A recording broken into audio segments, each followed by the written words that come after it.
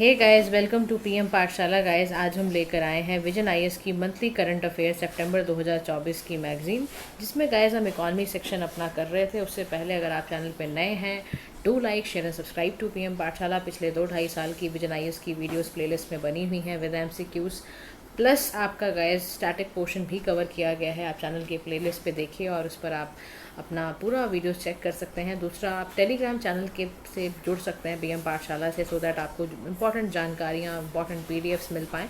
तो उसके लिए चैनल का डिस्क्रिप्शन बॉक्स पे एक लिंक दिया गया है, आप उसको क्लिक करके टेलीग्राम पर भी कनेक्ट हो सकते हैं। तो आज हम चलते हैं अपने 6th टॉपिक की ओर।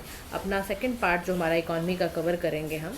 तो जो भी बच्चों ने पहले की वीडियोस नहीं देखे हैं, पॉलिटी गवर्नेंस का, इंटरनेशनल रिलेशंस का, इकॉनमी का पहला पार्ट, तो वो जाकर उन्हें भी ज़रूर देख लें, ताकि आप सारी चीज़ें को टाइम पे कवर करना। क्योंकि देखो, यूपीएससी की प्रिपरेशन एक डिसिप्लिन इंसान भी आपको बनाएगी। You have to be discipline, you have to very punctual, कि आप टाइमली चीज़ों को कंप्लीट करें।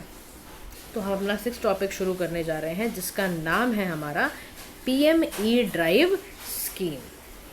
ठीक है, अब देखो, ई ड्राइव स्कीम से नाम से ही समझ में आपको आ रहा होगा कि कहीं ना कहीं ये ई व्हीकल्स को लेकर बात यहाँ पर आज चलने वाली है। ठीक है, तो मिनिस्ट्री ऑफ जो हैवी इंडस्ट्री है ना, उसी ने एक रेजोल्यूशन निकाला, पीएम इलेक्ट्रिक ड्राइव रेजोल्यूशन, जिसका नाम है कि हमें ई ड्राइव में इनोवेशन लाकर कुछ उसकी व्हीकल की इन्हांसमेंट को बढ़ाना है। और बेसिकली उसी से रिलेटेड है ये पीएम ई ड्राइव स्कीम। समझ में आ रहा है? इनोवेशन क्या करनी है, व्हीकल के इन्हांसमेंट पे काम करना है। अब ये कैसे होगा उस पर बात करते हैं। तो पीएम ई ड्राइव जो स्कीम है ना, ये प्रीवियस इनिशिएटिव से उठाई गई है।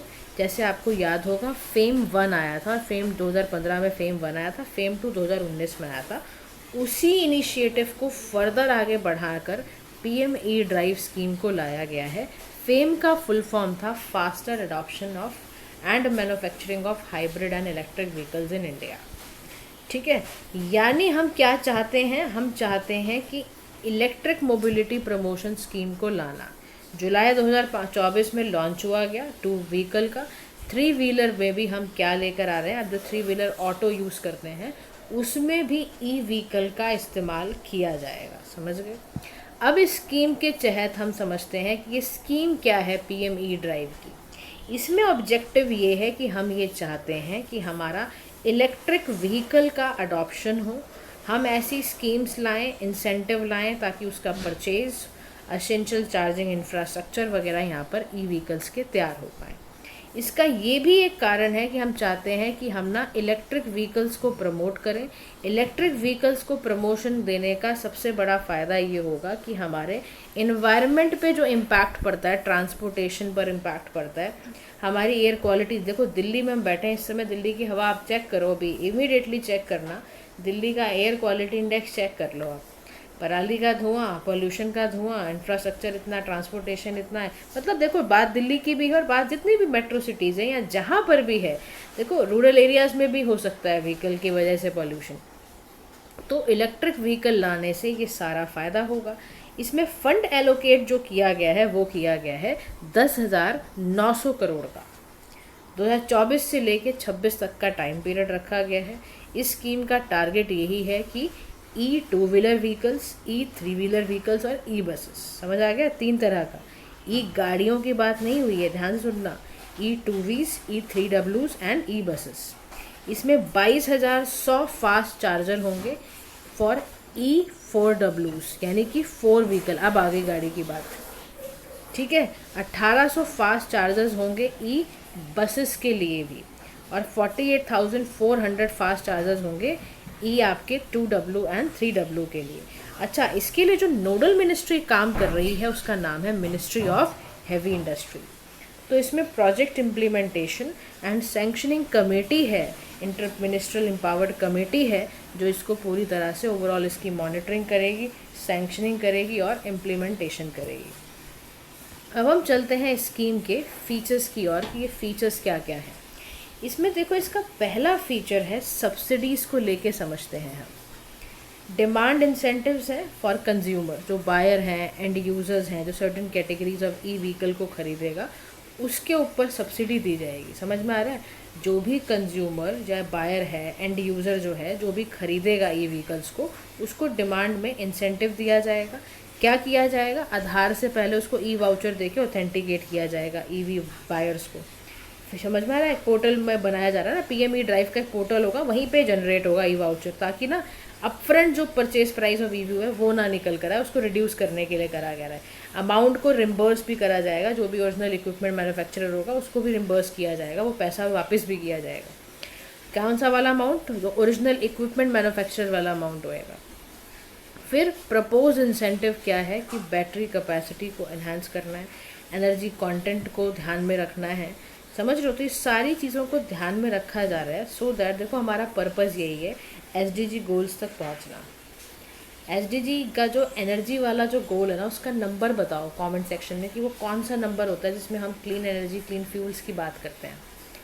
तो प्रपोज इंसेंटिव समझ में आ गया आपको कि based on battery capacity energy का कंटेंट मेजर किया जाएगा। जैसे 5000 पर किलोवाट इन आपका फाइनेंशियल ईयर 24-25 में इतना है, फिर उसके बाद 25-26 में ये 2500 पर किलोवाट एनर्जी वाला हो जाएगा। यानी ऐसी चीज़ें बनाई जा रही हैं कि बैटरी को ज़्यादा चार्ज ना करना पड़े, वो बहुत ज़्यादा एनर्जी कंज्यूम ना करे, ऐसी बैटरी लाई जा रही है। अब इसी में देखो डिमांड इंसेंटिव की भी कुछ कैटेगरीज हैं व्हीकल्स की जो एलिजिबल हैं। 2 व्हीलर्स हैं, 3 व्हीलर्स हैं, ई रिक्शा, ई कार्ट है, ई एम्बुलेंसेज होंगी, ई ट्रक्स होंगे। समझ में आ रहा है आपको? ये तरह की 4 तरह की कैटेगरी में बांटा जा रहा है, ताकि व्हीकल्स को रजिस्टर उसी हिसाब से मोटर व्हीकल्स को किया जाएगा, सेंट्रल मोटर व्हीकल जो रूल है उसके अकॉर्डिंग। और ध्यान रखना, इन सभी चीज़ों में कॉमन चीज़ क्या की जा रही है, इनकी बैटरी टेक्नोलॉजी को एडवांस किया जा रहा है, चाहे वो 2 व्हीलर हो, 3 व्हीलर हो, ई एम्बुलेंसेज हो, ई ट्रक्स हो। अब इसमें ग्रांट्स की बात आती है for creation of capital assets.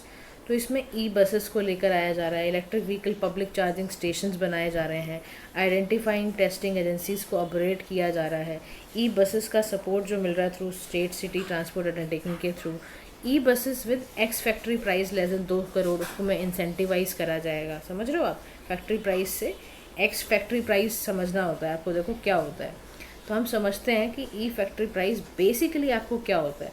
देखो अगर आपको पता चल गया ना इससे, तो आपको समझ में आएगा कि ये गवर्नमेंट ऐसी चीज़ें क्यों लेकर आ रही है।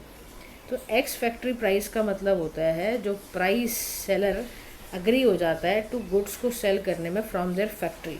अब इसमें याद रखना, एक्स फैक्ट्री में ना एक्सक्लूड किया जाता है क्या? ट्रांसपोर्टेशन और एसोसिएटेड कॉस्ट को। ध्यान रखना मेरी इस बात का, इसमें ये एक्सक्लूड की जाती हैं चीज़ें, ठीक है। उसके बाद यहाँ पर आता है कि जो आपके ये है ना electric vehicle public charging stations हैं, इनको इंस्टॉल किया जाता है सिलेक्टेड सिटीज़ में। 9 सिटीज़ इनिशियली, जैसे पहले मुंबई, दिल्ली, बेंगलोर थी, इसमें हाई ईवी का पेनिट्रेशन सबसे पहले देखो यहीं पर होता है। सिलेक्टेड हाईवेज़ में होने लगा, तो सबसे पहले मेट्रो सिटीज़ में ही देखा जाता है। फिर चार्जिंग जो इंफ्रास्ट्रक्चर है उसके लिए मिनिस्ट्री ऑफ पावर को काम दिया गया है, ये गाइडलाइंस वगैरह बनाएंगी कैसे कैसे इंफ्रास्ट्रक्चर क्या तैयार करना है, ये सारी बात होगा। अच्छा, प्रोजेक्ट मैनेजमेंट एजेंसी जो है, स्कीम जो है ना, इसको इम्प्लीमेंट भी तो कोई करेगा, तो इसके लिए सेक्टेरियल मैनेजरियल इम्प्लीमेंटेशन सपोर्ट भी दिया जाएगा। अच्छा, इसी में एक आते हैं मॉडल आता है ग्रॉस कॉस्ट कॉन्ट्रैक्ट मॉडल। इसको भी समझो क्या होता है। यानी एक ऐसा मॉडल ऑफ प्रोक्योरमेंट जहां बसेस को ओन किया जाता है, ऑपरेट किया जाता है और सर्विस प्रोवाइडर द्वारा मेंटेन किया जाता है। यानी अथॉरिटी क्या करती है, प्री डिसाइड करती है पर किलोमीटर फ़ी, जो डिस्कवर कैसे हुई, थ्रू कॉम्पिटिटिव बिडिंग प्राइसेस के द्वारा। यानी यहाँ पर क्या बोल रहा है कि बोली लगवाई जाती है। बोली लगाने से क्या होगा, पर किलोमीटर के हिसाब से बताया जाता है कि भाई अथॉरिटी जो है वो पे करेगी इतना, और वो भी बोली लगाकर उससे पूछा जाएगा सर्विस प्रोवाइडर द्वारा। फिर जैसी बोली जितनी लगेगी उस हिसाब से आ जाएगा बैलेंस।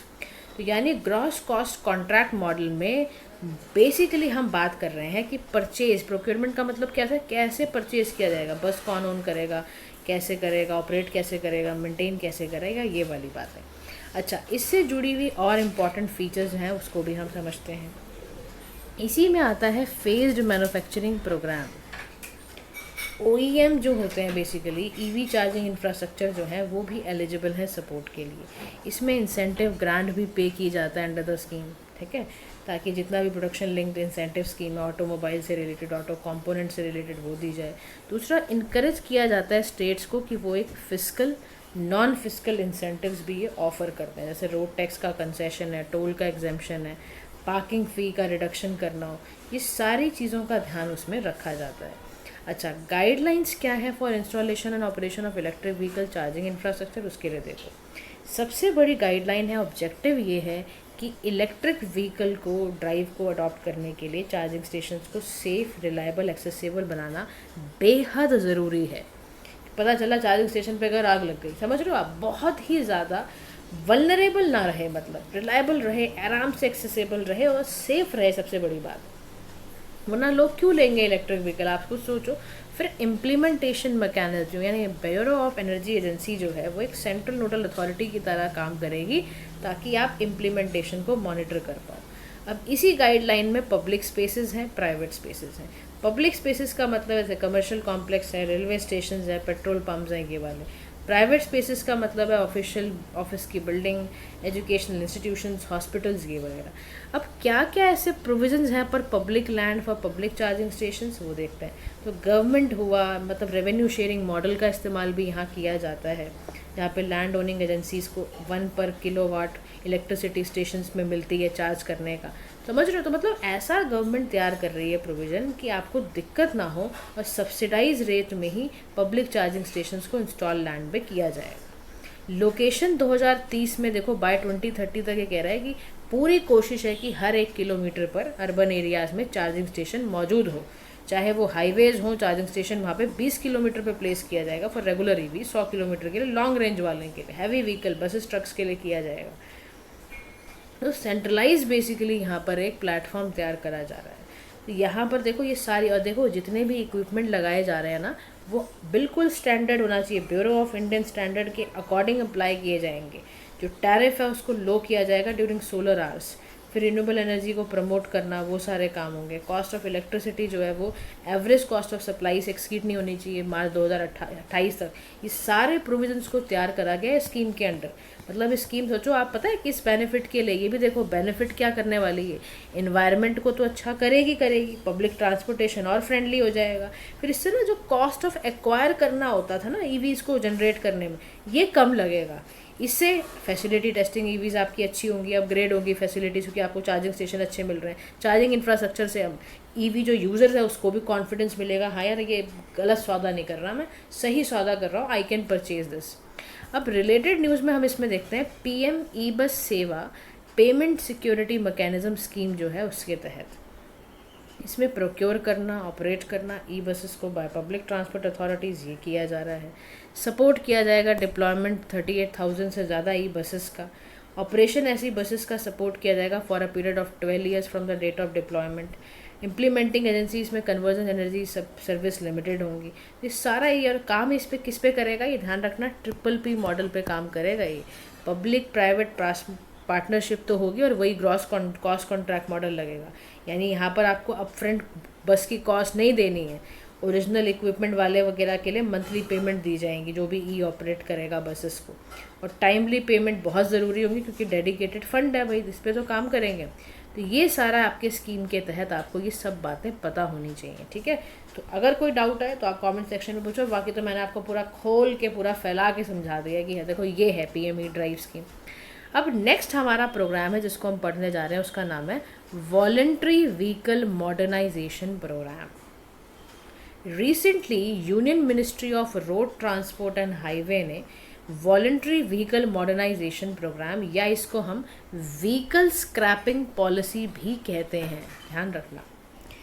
प्रोग्राम्स का एम पता है क्या है, एक ऐसा इकोसिस्टम क्रिएट करना ताकि आप फेज आउट कर दो जो भी पॉल्यूटिंग व्हीकल्स हैं उनको हटाना है। अब हमें अक्रॉस द कंट्री एक ऐसा नेटवर्क चलाया जा रहा है कि ऐसे पॉल्यूटिंग व्हीकल जो अनफिट हैं हमारे इकोसिस्टम के लिए उनको हटाना है।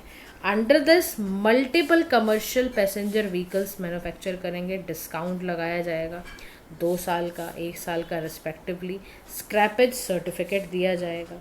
प्रीवियसली जो यूनियन गवर्नमेंट ने अनाउंस किया था व्हीकल स्क्रैपिंग पॉलिसी 2021 की, वो ग्रेजुअली फेज आउट करने की पूरी तरह से कोशिश कर रही है कि जो भी व्हीकल्स यानी कि जो साधन हैं वो सारे के सारे यातायात के साधनों को जो 15 से 20 साल के पुराने हो चुके हैं, जो एयर पोल्यूशन को करते हैं, उनको रोड है ना रिड्यूस करने के लिए और रोड सेफ्टी को बढ़ाने के लिए, व्हीकल की सेल को बूस्ट करने के लिए यूनियन गवर्नमेंट क्या लेकर आई है कि ग्रेजुअली धीरे धीरे अब 15 से 20 साल पुराने वाले व्हीकल्स को हटाया जाए।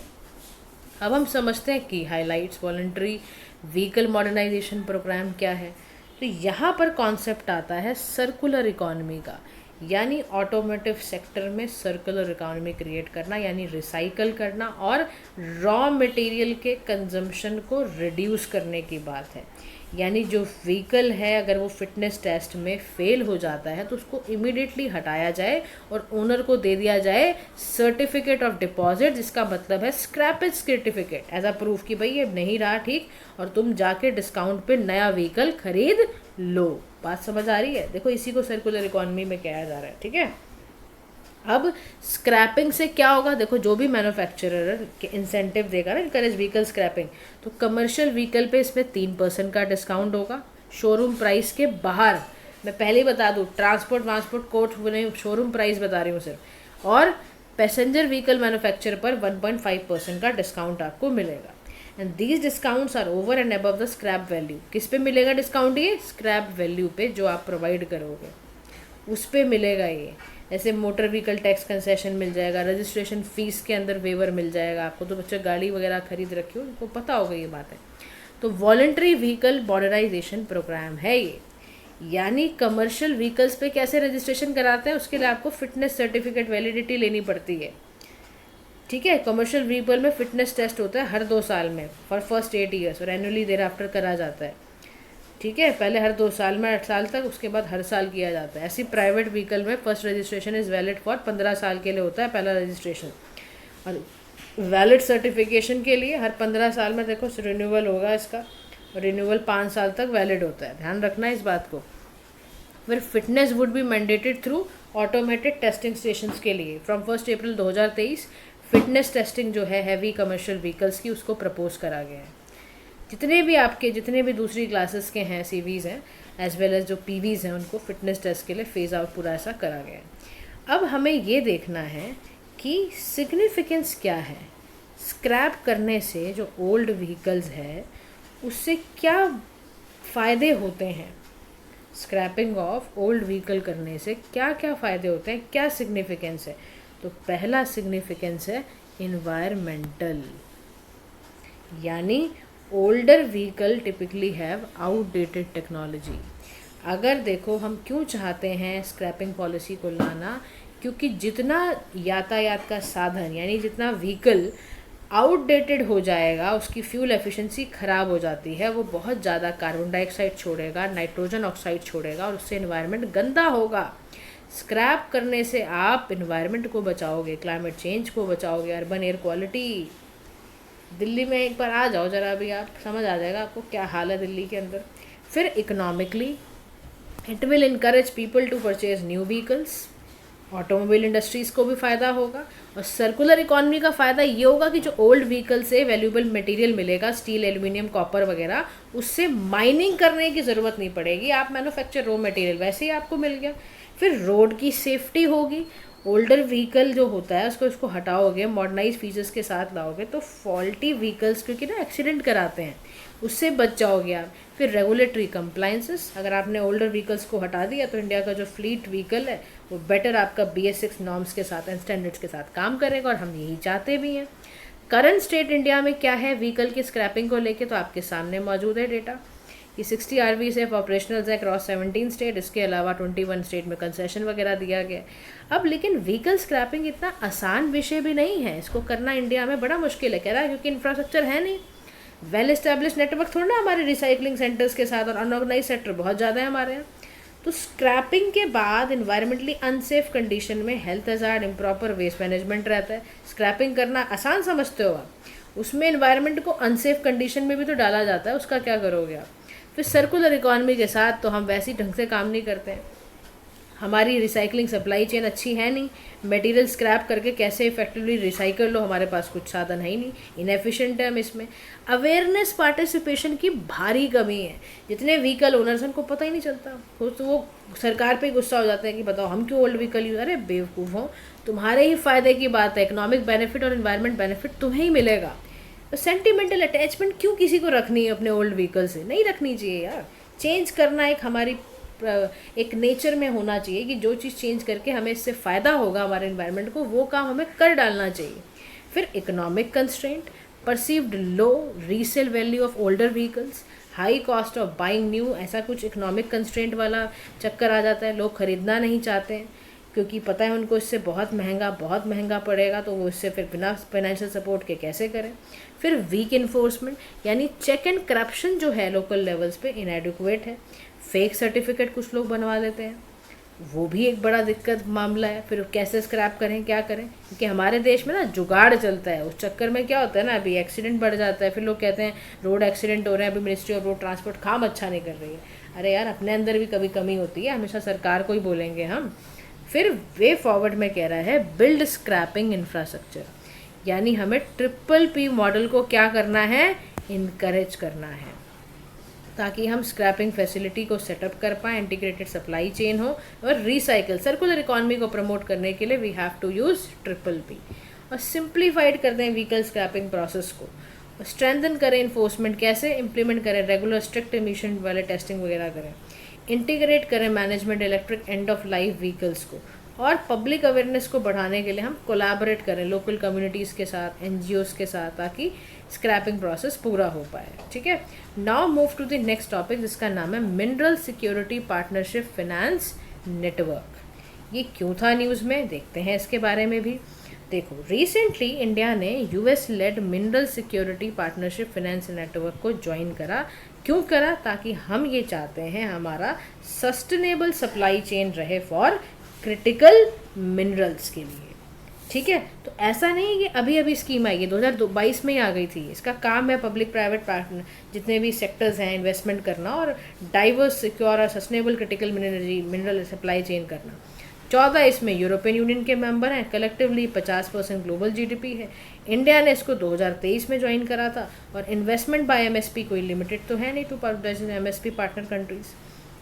अच्छा, इंडिया का जो पार्टिसिपेशन है MSP फाइनेंस नेटवर्क का इज इट्स ब्रॉडर एफर्ट, ताकि इंडिया क्या कर पाए, डाइवर्सिफाई कर पाए, सिक्योर कर पाए सप्लाई ऑफ क्रिटिकल मिनरल्स, ताकि हमारी चाइना पे जो डिपेंडेंसी रहती है ना क्रिटिकल मिनरल्स को लेके, हम उसको तोड़ना चाहते हैं, बिल्कुल ख़त्म करना चाहते हैं। बिल्कुल तो नहीं ख़त्म कर पाएंगे, लेकिन डिपेंडेंसी तो कुछ तो कम हो।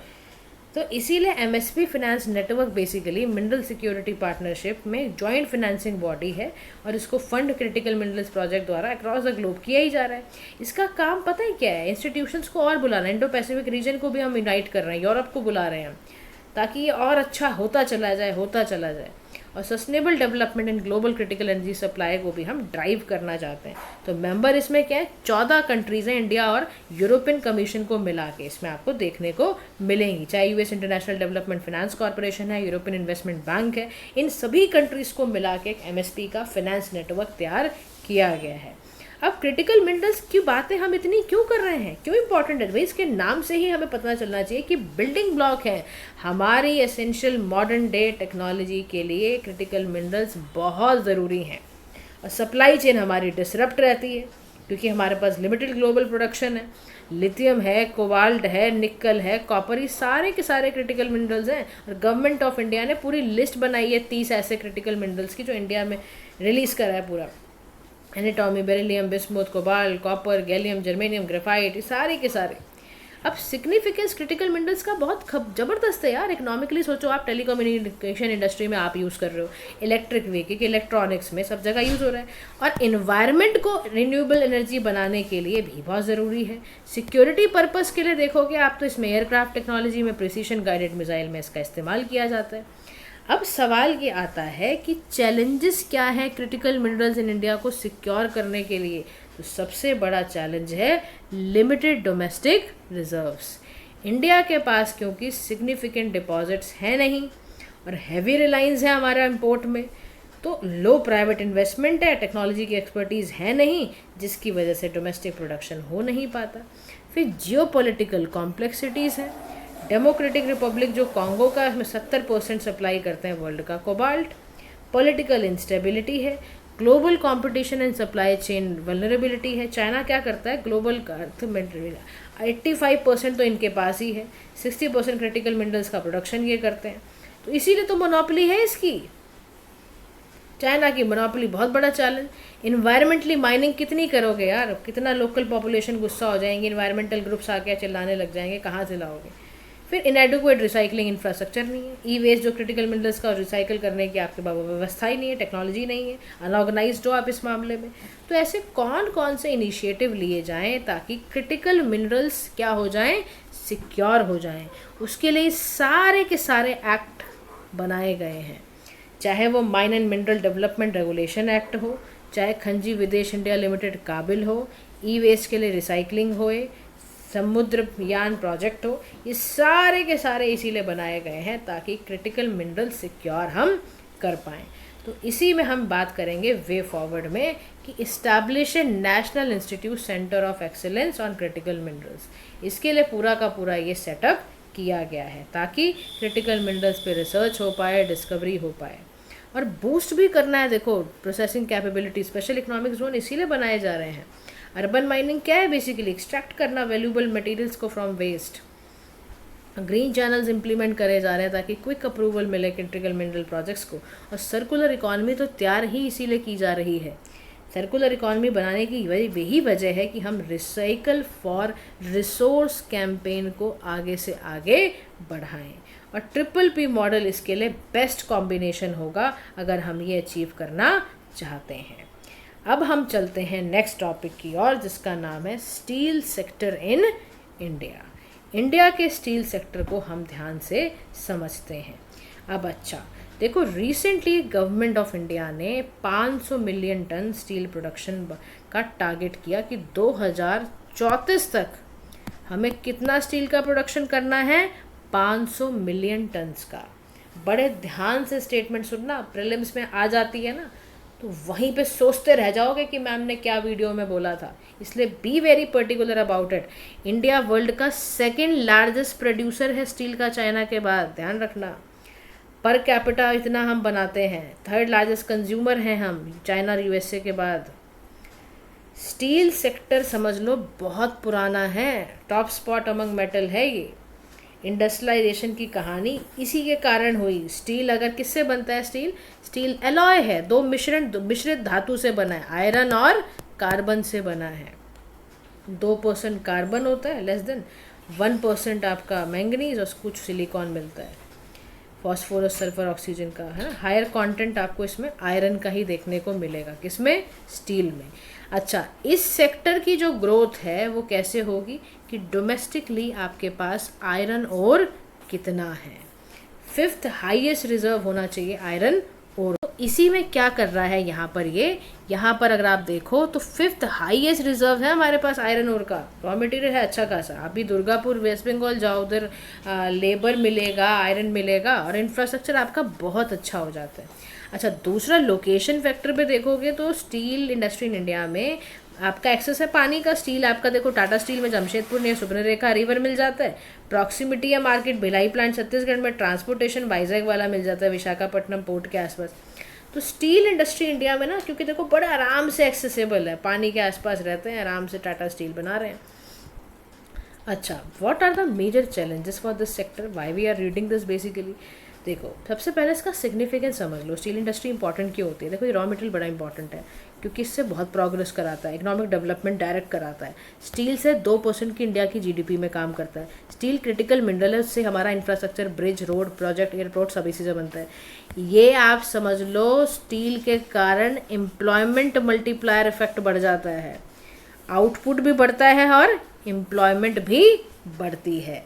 अब चैलेंजेस की हम बात करते हैं कि स्टील सेक्टर इन इंडिया में मेजर चैलेंजेस क्या हैं। तो मेजर चैलेंजेस क्या हैं, पहला मेजर चैलेंज है कैपिटल की कमी, यानी स्टील एक कैपिटल इंटेंसिव सेक्टर है। नियरली 7,000 करोड़ रुपए चाहिए तो अब जाकर 1 टन ऑफ स्टील आप बना सकते हो थ्रू ग्रीन फील्ड रूट। ठीक है, उसके बाद स्टील जो डिमांड है वो साइक्लिकल है।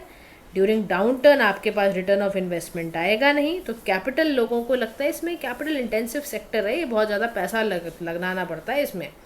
फिर इसमें कॉस्ट बहुत है। कह रहा नीति आयोग ने फ्रेट कॉस्ट निकाली फ्रॉम जमशेदपुर टू मुंबई, बहुत हाई निकली। रॉ मटेरियल की कमी, फिर India largely fulfil is coking coal requirement through costly import from Australia. Low per capita consumption इसमें कम है बहुत ज़्यादा। फिर एक्सट्रीमली एनर्जी इंटेंसिव इंडस्ट्री है, steel in the world highest आपका इसमें क्या कार्बन इमिटिंग बहुत ज़्यादा करती है। एक्सपोर्ट के मामले में आप देखोगे तो ये बिल्कुल अच्छी नहीं है, क्योंकि इंडिया का जो मेजर आयरन स्टील का एक्सपोर्ट होता है वो यूरोपियन यूनियन में जा रहा है। इसमें थ्रेट है, कार्बन टैक्स लगा देंगे वो हम पर, तो कोई एक्सपोर्टर क्यों ऐसा वो करेगा, उसको लेगा यार तो बेवकूफ़ी है बेकार में कार्बन टैक्स देते फिर। तो ऐसे कौन से इंसेंटिव लिए जाएं, ऐसे कौन से इनिशिएटिव्स लिए जाएं जिससे कि सरकार आराम से स्टील सेक्टर को प्रमोट कर पाए। उसका पहला हमने लिया नेशनल स्टील पॉलिसी 2017 में। हमने कहा हम 300 मिलियन टन की कैपेसिटी में इसको बनाएंगे और 160 kilo per capita steel consumption 2030-31 तक है, तो हम फटाफट इसकी कैपेसिटी बढ़ाते हैं। मेक इन इंडिया और गति शक्ति प्लान से भी इसका हमने मतलब ले लिया है, और एंगेजमेंट इसमें बढ़ा दी हमने। स्टील यूसेज को रेलवे, डिफेंस और हाउसिंग में बढ़ा दिया। अब आप देखो ना, घरों में जो दरवाजे आने लग गए हैं वो स्टील के दरवाजे होते हैं, मेन गेट्स के ज़्यादातर देखे जाते हैं। तो प्रोडक्शन लिंक्ड इंसेंटिव पे ज़्यादा ध्यान दे रहे हैं, यानी अगर आप स्टील यूज़ करोगे तो आपको वही से कैपिटल इन्वेस्टमेंट में आपका इंपोर्ट रिड्यूस कर दिया जाएगा आपका। फिर मिशन पूर्वोदय, यानी कि आपका कहाँ है स्टील, कहाँ मिलता है, उड़ीसा, झारखंड, छत्तीसगढ़ ये वाली बेल्ट पे मिलता है, आंध्र प्रदेश। तो यहीं पर उन्होंने कहा कि ईस्टर्न इंडिया में भी काफ़ी ग्रोथ होगी, यहाँ के लोगों को एम्प्लॉयमेंट अपॉर्चुनिटी मिल जाएगी। फिर रिवैम्ड होगा स्टील इंपोर्ट मॉनिटरिंग सिस्टम 2.0, यानी कि इफेक्टिव तरीके से यहाँ पर steel import and address concern जो डोमेस्टिक स्टील इंडस्ट्री के हैं वो भी ख़त्म होगा। आयरन स्टील इंडस्ट्री देखो आपको सारी ये मिलेगी ईस्टर्न इंडिया के पार्ट पे, देखो आप सारा ईस्टर्न इंडिया की तरफ ही मिलेगा आपको। तो वे अहेड में कह रहा है कि भाई साहब एक काम करो, पॉलिसी ये बनाओ कि इस सेक्टर में डीकार्बनाइज कर दो, क्लीनर टेक्नोलॉजी का इस्तेमाल करो, electric arc furnaces and green hydrogen का इस्तेमाल करो यार, ताकि कार्बन फुटप्रिंट ख़त्म हो। फिर कार्बन टैक्स क्यों देना पड़ेगा। फिर रिसर्च एंड डेवलपमेंट ऐसा बढ़ाओ ताकि क्वालिटी अच्छी हो जाए आपकी। इंडस्ट्री 4.0 जो है वो AI पे बेस्ड है सारी की सारी। तो जब इसका 4th फेज़ इंडस्ट्रियलाइजेशन का आ ही गया तो इंडस्ट्रियल इंडस्ट्री को क्यों नहीं यूज़ करवाते हो आप। प्रोडक्ट को डाइवर्स कर दो, कंस्ट्रक्शन के लिए थोड़ा, ऑटोमेटिव के लिए थोड़ा, एरोस्पेस के लिए यूज़ कर दो, और डीकार्बनाइज कराने से इससे बहुत फ़ायदा होगा। डीकार्बनाइज करने के लिए हमने even ministry of steel and heavy industry ने भी रिपोर्ट भी निकाली कि हम इस सेक्टर के लिए एक रोड मैप तैयार कर रहे हैं, टास्क फोर्स उन्होंने बनाए हैं, ताकि without the use of fossil fuel green steel का कॉन्सेप्ट आ गया। अब इसको समझ लेना ग्रीन कलर का होगा, नहीं ये गलती नहीं करनी है। इसमें फॉसिल फ्यूल के अलावा रिन्यूएबल सोर्सेज का इस्तेमाल करके, ताकि कार्बन डाइऑक्साइड एमिशन कम रिलीज़ हो। तो हमारे इनिशिएटिव तो देखो बहुत हैं कि हम डीकार्बनाइज की तरफ बढ़ रहे हैं, चाहे स्पैट स्कीम है हमारी, perform achieve and trade scheme है, ये सब हम इसीलिए ला रहे हैं ताकि हमारा ना मकसद पूरा हो। नेशनल ग्रीन हाइड्रोजन मिशन हम इसीलिए ला रहे हैं कि हमारा ये मकसद है, सच में मकसद है, ख़त्म करना है। चाहे वो कार्बन क्रेडिट ट्रेडिंग स्कीम लाया हो ताकि अवॉइड हो पाए green house gas emission. Various sector of economy से अगर हमने हटा लिया ना, समझ जाओ SDG गोल 2030 तक फुलफिल हो जाएंगे हमारे। ठीक है, अब हम नेक्स्ट टॉपिक पे चलते हैं। ये लास्ट टॉपिक होगा आज का, शॉर्ट वाला पोर्शन कल आएगा, आज आपको MCQ ज़रूर मिल जाएंगे लेकिन। ठीक है, इंडिया का डेयरी कोऑपरेटिव सेक्टर के बारे में अब हम बात करने जा रहे हैं। देखो इंडिया का ये सच में ये बहुत ज़्यादा पुश है कि हमारा डेयरी कोऑपरेटिव सेक्टर जो हो वो ट्रांसफॉर्म हो जाए। हम सही में चाहते हैं वाइट रिवोल्यूशन 2.0 लाना। मिनिस्ट्री ऑफ कोऑपरेशन इस पर सही में काम कर रही है। इंडिया का देखो अभी तक का जो डेयरी स्टेटस है वो ये है कि हम वर्ल्ड का टोटल मिल्क 25% बनाते हैं, 5% कंट्री की GDP इससे आती है, 8% फैमिलीज़ को लाइवलीहुड मिलता है, और मोर देन 70% जो पार्टिसिपेशन डेयरिंग सेक्टर का है वो वुमेन द्वारा है। अब ऐसे क्या की ऑब्जेक्टिव्स हैं वाइट रिवोल्यूशन 2.0 के। इसमें वाइट रिवोल्यूशन के लिए हम सबसे पहला काम क्या कर रहे हैं, इससे हमारा मिल्क का प्रोक्योरमेंट इंक्रीज़ हो बाय डेयरी कोऑपरेटिव सोसाइटीज़, यानी हमारा 50% इंक्रीमेंट हो जाए नेक्स्ट ईयर तक।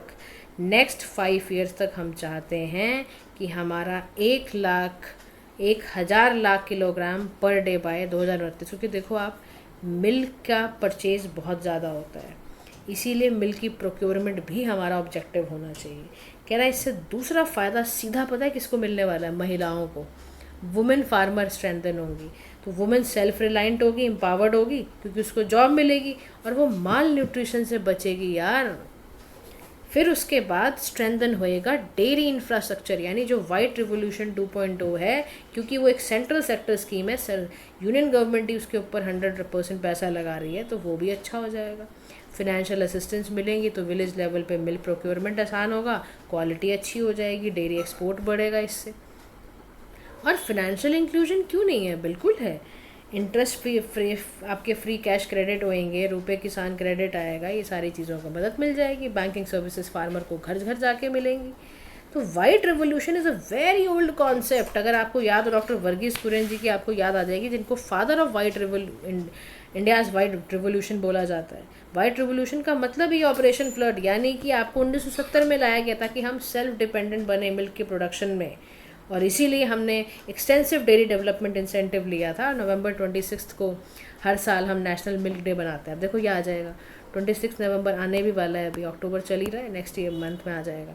नेशनल मिल्क डे मनाया जाता है। क्यों? क्योंकि इस दिन इनकी बर्थ एनिवर्सरी होती है। किनकी? डॉक्टर वर्गीस कुरियन की।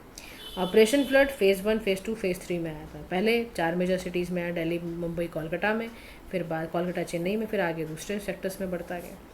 ये है इसका ऑपरेशन फ्लड का। अब अचीवमेंट क्या है वाइट रिवोल्यूशन की, ये ज़रूर याद होनी चाहिए आपको। वाइट रिवोल्यूशन से सबसे बड़ा फ़ायदा पता है क्या होता है? मिल्क प्रोड्यूसर बन गए आप, सेल्फ सफिशेंसी बन गई आपकी, फार्मर की सोशो इकोनॉमिक स्टेटस अच्छा हो गया, आपका एक national milk grid for efficient distribution काम कर गया, आपका मिल्क एनिमल क्वालिटी अच्छी हो गई क्रॉस ब्रीडिंग से, आपका प्राइस मिनिमाइज हो गया, मॉडर्नाइज कर दिया आपने डेयरी सेक्टर को, 10 मिलियन फार्मर्स को फ़ायदा हो गया। अब कोऑपरेटिव्स का डेयरी सेक्टर में क्या इम्पोर्टेंस है ये देखते हैं। तो पहला इम्पोर्टेंस है promoting economic empowerment of farmers, यानी जो कोऑपरेटिव सोसाइटी हैं, अमूल है, नंदनी है, इनको इक्विटेबल वेल्थ डिस्ट्रीब्यूशन मिलेगा और इकोनॉमिक इक्वालिटी, जो इनइक्वालिटी फार्मर के अमंग रहती है, वो कम होगी। मार्केट का एक्सेस स्मॉल फार्मर्स को मिल जाएगा कलेक्टिव बार्गेनिंग पावर से। वुमेन का एम्पावरमेंट इसलिए हो जाएगा क्योंकि 35% वुमेन ही काम कर रही है, तो वो भी इकोनॉमिकली डिपेंडेंट जो थी वो इंडिपेंडेंट हो जाएंगी। फिनेंशियल इंक्लूजन इसलिए होगा क्योंकि कोऑपरेटिव बैंक्स में जाएंगे, वो इनको ऑफर करेंगे लो इंटरेस्ट लेन में, क्रेडिट लेगा फार्मर, तो इसमें उसका फिनेंशियली भी कनेक्टेड रहेगा बैंक्स के साथ, सेविंग्स करेगा। क्राइसिस रिजिलियंस में बहुत काम देगा, भाई फार्मर को सपोर्ट कर रहा है, इकोनॉमिक डाउनटर्न आएगा तो मार्केट फ्लक्चुएशन कुछ हो जाए तो कम से कम आपके पास हैंडल करने के लिए कुछ तो हो, क्रेडिट वगैरह बैंक से तो मिल जाए, वो फ़ायदा हो जाएगा। लेकिन चैलेंजेस अपनी जगह हैं ही, कुछ रीजन्स हैं जहाँ चैलेंज भी हैं। सक्सेसफुल मॉडल तो आपको मिल गया महाराष्ट्र, गुजरात, पार्ट्स ऑफ केरला में, लेकिन कुछ रीजन्स हैं वहाँ पर नहीं है ऐसा। और चैलेंजेस फेस कौन कौन से करता है? फिनेंसिंग सबसे बड़ा चैलेंज है, क्योंकि बहुत सारे मेंबर्स लोन कैपिटल नहीं ले पाते हैं, इक्विटी कैपिटल वगैरह से नहीं ले पाते हैं। Hurdles in creating milk grade domestic milk production unit जो है वो बहुत स्कैटर्ड है, अनइवन टेरेन में है। तो जब प्रोक्योरमेंट प्राइस जो रूरल प्रोड्यूसर को मिलेगा वो पूरा इनएफिशिएंट और डिस्कम्पनी को कौन देखेगा? कॉस्ट ऑफ ट्रांसपोर्ट इतना ज़्यादा है ना यार। देखो ट्रांसपोर्टेशन, अब आप सोचो ना, जैसे ही ट्रांसपोर्टेशन, जैसे पेट्रोल का प्राइस बढ़ा, समझ जाओ मिल्क का प्राइस बढ़ेगा, अपने आप पैरेलली बढ़ेगा वो। उसका कारण है क्योंकि बहुत ज़्यादा ना ट्रांसपोर्टेशन और प्रोसेसिंग कॉस्ट बहुत ज़्यादा आती है। और फिर challenges face by dairy farmers के साथ, उनको मिल्क प्राइस का पैसा बहुत कम मिलता है, हाई फीड कॉस्ट है, अनस्टेबल मार्केट है, वेटनरी सर्विस मिलती नहीं है, मिल्किंग इक्विपमेंट नहीं है इनके पास, काउ डंग मैनेजमेंट नहीं कर पा रहे हैं, कोई रिकॉर्ड ही नहीं होता। इरीगेटेड लैंड जो है उनके पास ग्रेटर कंपेटिटिव एडवांटेज है, लेकिन जो बेचारे लैंडलेस फार्मर है उनका क्या करोगे? फिर कंज्यूमर की जो प्रेफरेंस है वो बहुत बदलती जा रही है। आप सोचो मिल्क के कितने सारे पैकेट आते हैं, है ना, उसमें आपके पास हाई कंटेंट फैट वाला भी आएगा, है ना, हाई क्रीम वाला भी आएगा, बड़े सारे आपको समझ लो, आपने देखा होगा पैकेट्स वाले मिल्क उठाओ अभी आप, एक A2 मिल्क का कॉन्सेप्ट शुरू हुआ है। तो कंज्यूमर की नीड इतनी बदलती जा रही है, उसका रेगुलेशन इतना बढ़ता जा रहा है, मार्केट में इतना कॉम्पिटिशन है, और वेदर कितना वॉलेटाइल है, कुछ पता है? देखो एक्सट्रीम वेदर कंडीशंस रही हैं हमारे भारत में इस समय। इस साल पूरे 2024 को उठाओ अगर आप, ठंड खूब पड़ी है, बरसात खूब हुई है, गर्मी खूब पड़ी है, तो इतना बदलता जा रहा है, फिर कैसे करोगे?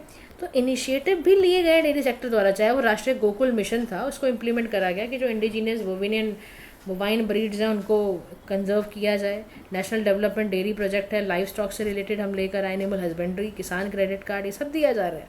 कह रहा है लेकिन और भी काम करना पड़ेगा, और सबसे पहला जो काम करना है डेयरी कोऑपरेटिव्स को एफिशिएंट एंड कॉम्पिटिटिव बनाने के लिए आपको टेक्नोलॉजी लानी ही पड़ेगी। टेक्नोलॉजी से आप बच नहीं सकते।